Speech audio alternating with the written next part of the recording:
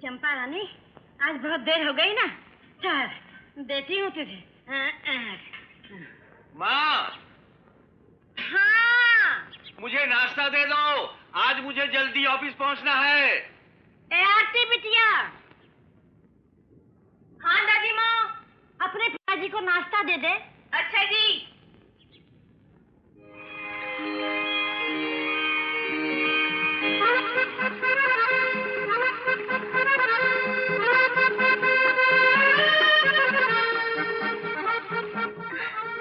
अलका छोड़ इसे।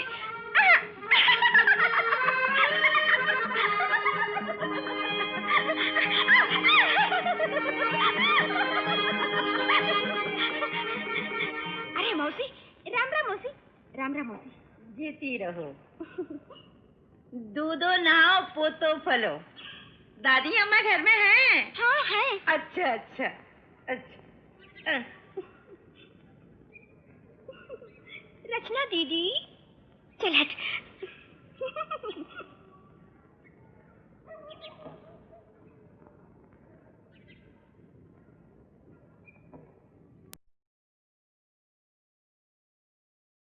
शांता। अरे ओ शांता बहन। कौन? वो ललचा बहन आओ।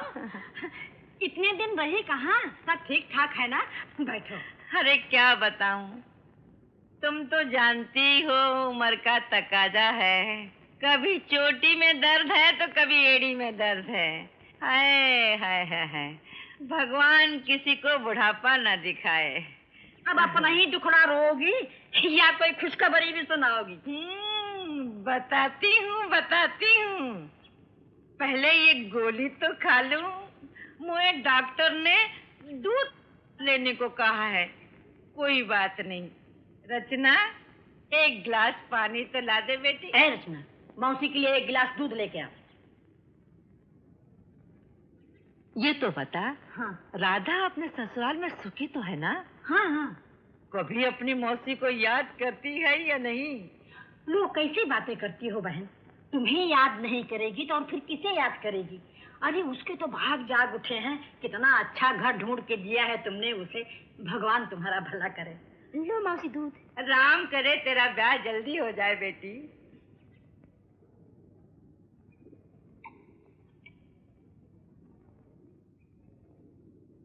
अरे मौसी, तुमने गोली तो खाई नहीं। सुबह से 4 गिलास दूध पी चुकी हूँ, मगर ये मुझे गोली खाना भूल जाती। शांता बहन, बोलो। अगर राधा की गोदधारी हो गई तो सोने की लड़ी लूंगी, सोने की। अरे तेरे मुंह में घी शक्कर बहन। पर सच जान, असली खुशी तो मुझे उस दिन होगी जिस दिन मेरी आरती के हाथ पीले हो जाएंगे। तू मेरी आरती का घर बसा दे, मैं तुझे सोने से लाद दूंगी। अरे मैंने आरती के लिए ही वर ढूंढा था। तू क्या सुन रही है बेटी? जाओ अंदर जाओ जाओ। तो फिर क्या हुआ? बता ना जल्दी, बता ना। लेकिन वो छोटी की बात कर रहे हैं। रचना की। रचना की? नहीं ललता नहीं। पहले आरती की डोली जाएगी, फिर रचना की जाएगी। पिछली बार भी ऐसा ही तुमने गड़बड़ कर दिया था। लो और सुनो, मैंने क्या गड़बड़ की थी? रिश्ता लाई थी आरती के लिए और बात पक्की कर दी राधा से। जानती है इस बार भी ऐसा हो जाएगा तब मेरी आरती पर क्या गुजरेगी? देख शांता बहन, लड़कियां पराया धन होती हैं और फिर तू भी कब तक बैठी रहेगी? मैं तो कहती हूँ अपने जीते जी लड़कियों के हाथ पीले कर दे। रचना की बात यहाँ पक्की हो भी गई तो आरती के लिए मेरी नजर में बहुत अच्छा लड़का है।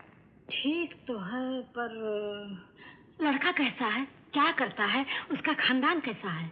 ले, तूने तो सवालों की रेलगाड़ी छोड़ दी। अरे लड़का लड़का हीरा है, हीरा।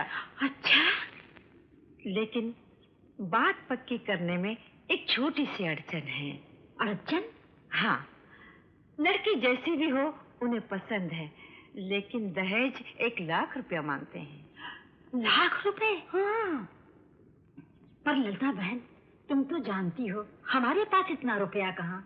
मेरे बेटे के पास ले दे के ही एक छोटा सा मकान है बस। लड़का लाखों में एक है। मैं कहती हूँ कुछ भी करके इस मौके को हाथ से ना जाने दो। और फिर लड़की की उम्र भी तो होती जा रही है। ठीक है, फिर कब मिलवा रही हो लड़के वालों से? तुम चाहो तो कल ही भिजवा दूं। जैसा तुम ठीक समझो। तो मैं चलूं? अच्छा, तुम्हारे पास कुछ छुट्टे पैसे हैं? मेरे पास मुआ 100 का नोट है। मुआ घर भी तो तुमने जंगल में ले रखा है। जयराम जी की। जयराम जी की।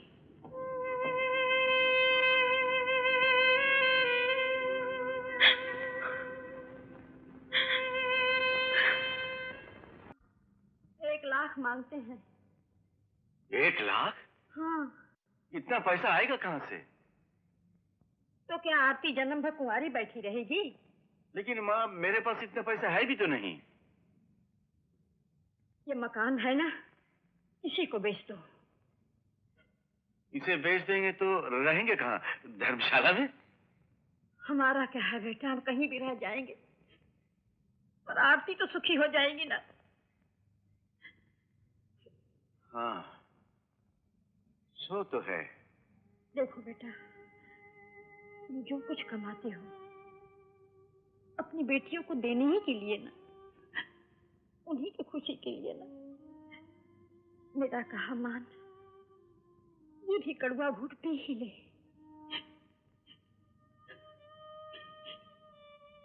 ठीक है, जैसे तुम समझो। तो आरती के मैनेजर से कह देना बेटा, कल उसे जल्दी छुट्टी दे देंगे। लड़के वाले उसे देखने आ रहे हैं। अब तुम आराम करो।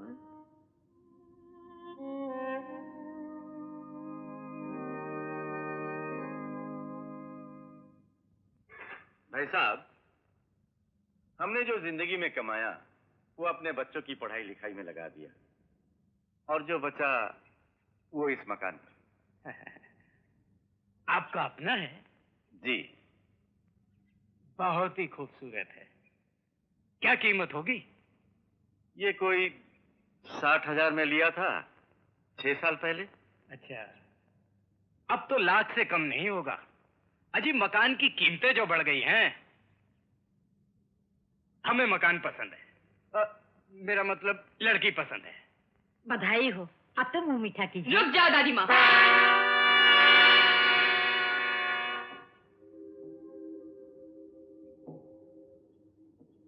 आपको अपने शादी के बारे में कुछ भी नहीं कहना सुनना? जी जी, मैं अपने माँ बाप का आज्ञाकारी बेटा हूँ। माँ बाप की पसंद मेरी पसंद है। क्या मैं आपसे कुछ पूछ सकती हूँ? पूछिए। आप शादी मुझसे कर रहे हैं या इस मकान से? ललिता बुआ ने कहा था मकान लड़की के साथ आ जाएगा। और अगर मकान साथ न आया तो? पिताजी। आरती, तू अंदर जा। लड़कियां अपने शादी ब्याह के बारे में नहीं बोला करती। आप इंजीनियर हैं ना? जी हाँ। क्या मैं जान सकती हूँ आपकी तनख्वाह कितनी है? 500 रुपया। बस? आपको मालूम है मेरी तनख्वाह कितनी है? जी नहीं। 1000 रुपया महीना। अब बताइए, आप मुझसे शादी कर रहे हैं या मैं आपसे कर रही हूँ? माता जी, तुम कहना क्या चाहती हो? यही शादी मुझे नहीं करनी। आरती। नहीं दादी माँ, आप कुछ मत बोलिए। तो क्या हमारी बेइज्जती करने के लिए यहाँ बुलाया है? अभी तक तो बेइज्जती हुई नहीं है। आप लोग और थोड़ी देर रुके तो शायद वो भी हो सकती है। क्या कह रही हैं आप? आरती, तू अंदर जा। आप लोग बैठिए ना। किस लिए? अब भी कुछ कहना सुनना बाकी रह गया आपका? चलो जी। हाँ चलो, अब यहाँ रुकने का क्या फायदा? चलो। नमस्ते। नमस्ते। चल चलो, चलता हूँ। चल। आरती, ये तूने अच्छा नहीं किया। पिताजी, जरा सोचिए तो सही। अगर ये मकान बेचकर मेरी शादी होगी तो अलका, रचना और आप सबका क्या होगा? तू जन्म भर कुंवारी बैठी रहेगी तू। पिताजी, भगवान के लिए आप मेरी ये नुमाइश करना बंद कर दीजिए।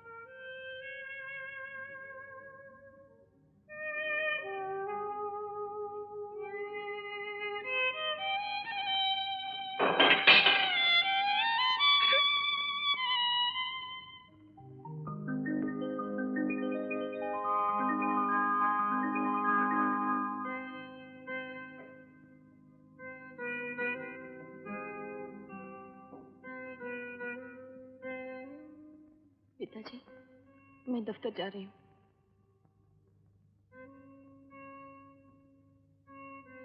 आप मुझसे बात नहीं करेंगे? मैं बहुत बुरी हूं ना? आपका दिल दुखा है। बेटी, मुझे दुख इस बात का है, इतनी मुश्किलों के बाद अच्छा भला रिश्ता तय हो रहा था और तुमने। पिताजी, क्या आप चाहते हैं इस उम्र में दादी माँ को और आप सबको बेघर करके मैं अपना घर बसा दूं?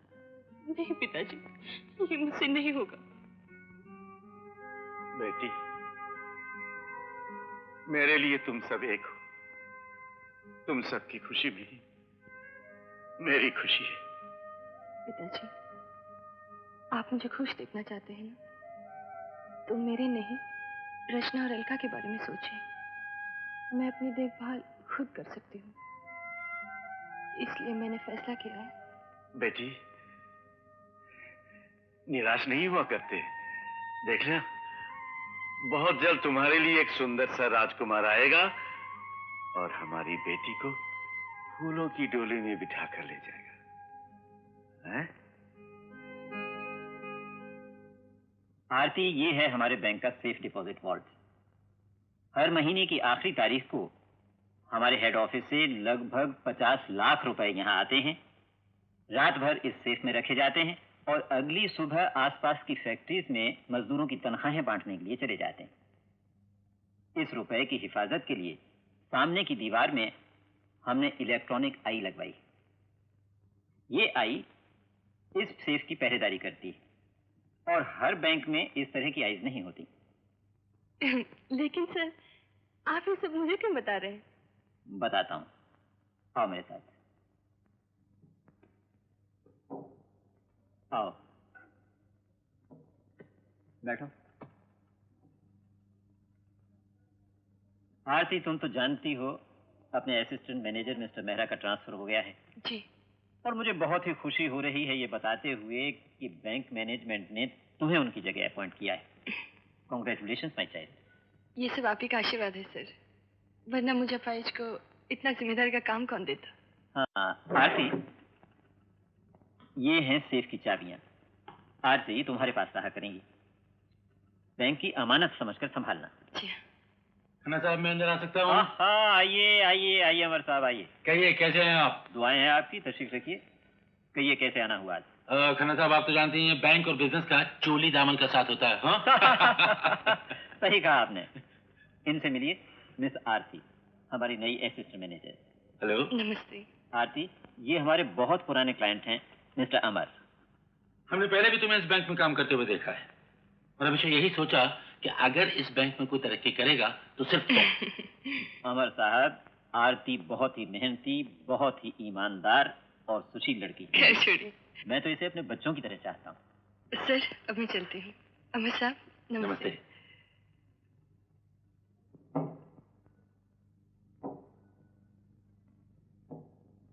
भगवान ऐसा निर्दयी कैसे हो सकता है? अब देखिए ना आरती को, बचपन में पैरालिटिक अटैक आ जाने के बाद बेचारी के पांव में जरा सा डिफेक्ट क्या आ गया, सारा जीवन दुखों से भर गया। कहती कभी नहीं है, लेकिन मैं उसके दुख को समझ सकता हूँ। खन्ना साहब, हमें बताइए, शायद हम आरती का कुछ दुख दूर कर सकें। आप? हाँ हाँ, आप बिजनेस में हैं, बहुत से अच्छे लड़कों से आपका वास्ता पड़ता होगा, उसके लिए कोई अच्छा सा लड़का ढूंढ दीजिए। हाँ हाँ, क्यों नहीं, हम आपका एक काम जरूर करेंगे। अरे हाँ, याद आया, वो जरा हमारा ओवरड्राफ्ट देख लीजिएगा। जी हाँ, आप फिक्र ना कीजिए, आपका काम हो जाएगा। अच्छा, तो हम चलते हैं।